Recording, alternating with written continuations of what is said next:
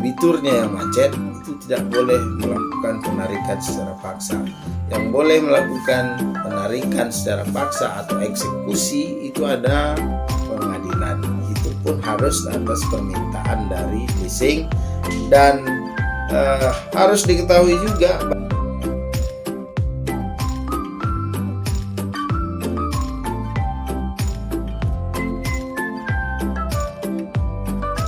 Assalamualaikum warahmatullahi wabarakatuh. Alhamdulillahirrahmanirrahim. Walakibatul muttaqin. Wassalatu wassalamu ala asyrafil anbiya'i wal mursalin wa ala alihi washabihi rasulillahi ajmain. Asyhadu an la ilaha illallah wahdahu la syarikalah wa asyhadu anna Muhammadan abduhu wa rasuluhu la nabiyya ba'dah. Puji syukur kita kehadirat Allah Subhanahu wa taala atas segala nikmat dan karunia yang sudah diberikan kepada kita,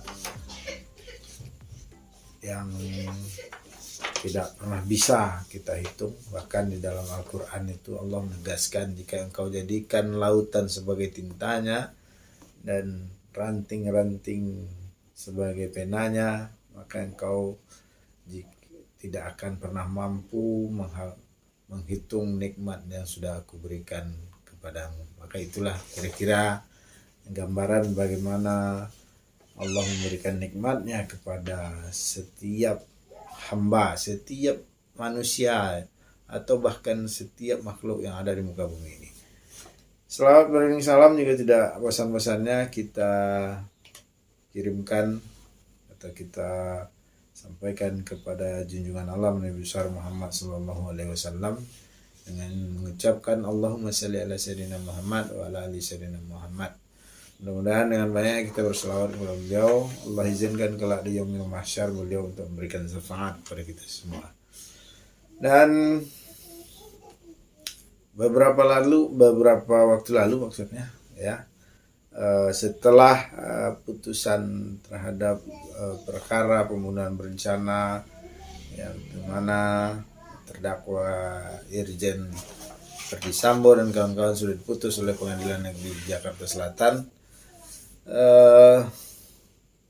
negara atau bangsa ini dihebohkan lagi dengan suatu aksi premanisme, ya, aksi premanisme di mana dalam hal penarikan satu unit mobil atau harta bergerak milik salah satu selebgram Clara Sinta, ya. Nah, di dalam aksi penarikan mobil tersebut, salah satu anggota kepolisian, yaitu Babin Kantipmas, sempat mendapat perlakuan kasar dari para debt collector yang melakukan penarikan terhadap unit mobil milik selebgram tersebut. Bahkan di dalam beberapa penggalan video-video yang beredar di TikTok, saya melihat bagaimana seorang Babin Kantipmas tersebut dibentak dan dimaki-maki oleh para debt collector, dan hal ini sebenarnya sangat bertentangan dengan etika ketimuran bangsa kita. Karena bangsa kita terkenal dengan bangsa yang sopan, santun, ramah, dan lain sebagainya. Dan hal ini tidak tercermin sama sekali dalam peristiwa beberapa hari yang lalu itu. Nah, dalam video lainnya juga saya pribadi melihat bahwa di sana reaksi Kapolda Metro Jaya Irjen Fadil Imran itu sangat luar biasa. Saya apresiasi sekali Jenderal Fadil tentang reaksi terhadap apa yang dilakukan oleh debt collector terhadap anggotanya ini. Nah, cuman di satu sisi timbul pertanyaan bagi saya, apakah ketika seandainya yang dimaki-maki oleh debt collector tersebut bukan dari Babin Kantipmas atau bukan dari anggota kepolisian, apakah Irjen Fadil juga akan memberikan reaksi yang responsif, yang sangat cepat seperti itu, sehingga tidak ada perlakuan yang berbeda di mata hukum sebenarnya. Kita mengharapkan juga ya, tetapi ini adalah suatu pelajaran bagi kita semua bahwa negara harus hadir mengayomi dan memberikan rasa aman bagi seluruh warganya. Tidak harus sesuatu yang menjadi latar belakang keanggotaan seperti yang terjadi pada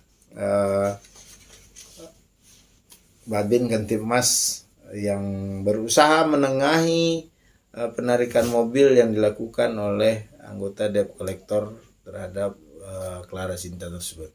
Nah, saya berharap dan tentunya juga ini adalah harapan dari seluruh lapisan masyarakat yang ada, hukum itu memang harus betul-betul ditegakkan. Bahkan di dalam sebuah ilmu hukum kita pernah belajar itu ada semacam adagium atau ungkapan bahwa meskipun langit akan runtuh, hukum harus tetap ditegakkan. Atau yang bisa kita kenal dengan istilah fiat justitia ruat coelum. Nah, artinya di sini hukum itu tidak boleh kalah dengan aksi apapun, aksi premanisme kah, aksi kelompok, aksi individual yang dilakukan oleh masyarakat.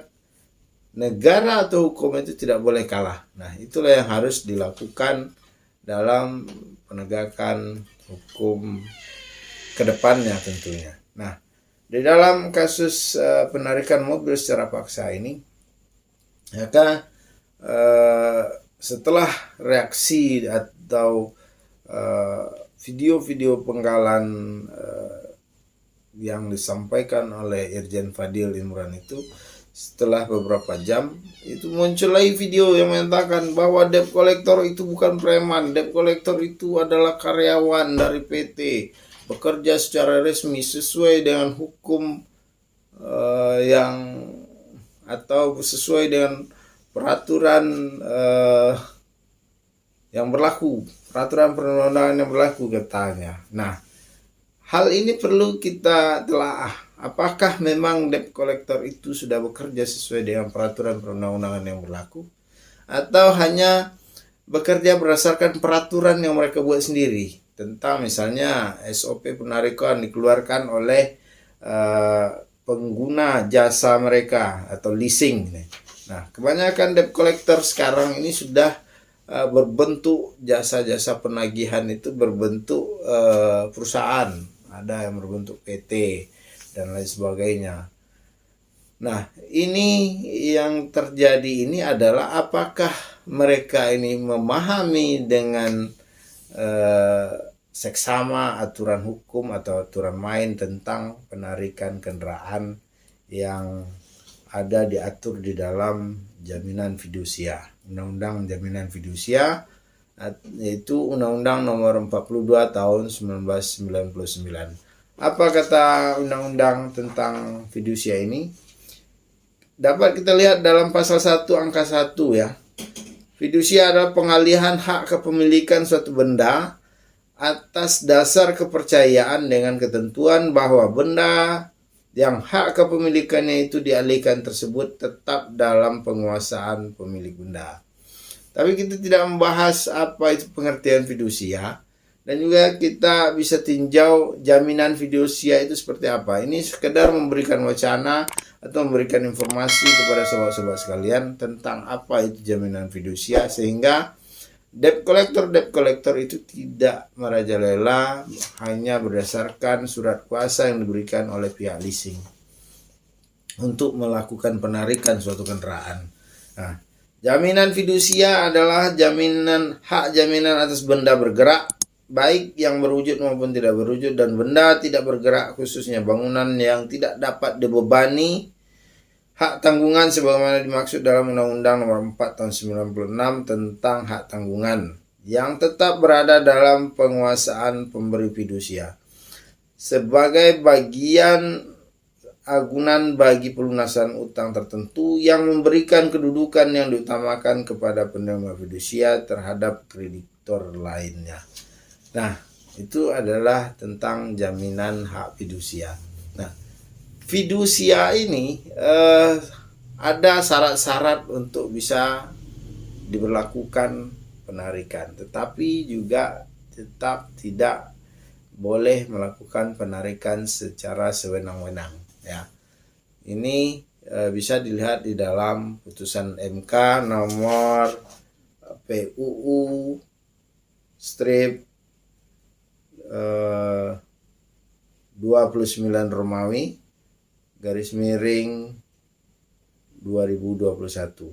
Nah, itu ada putusan MK. Silakan dicari. Dan putusan MK ini adalah membatalkan pasal 15 dari Undang-Undang Jaminan Fidusia nomor 42 tahun 99 tentang sertifikat fidusia yang mempunyai kekuatan hukum seperti putusan pengadilan yang sudah ingkrah. Karena di sana juga ada berbunyi hira-hira pengadilan.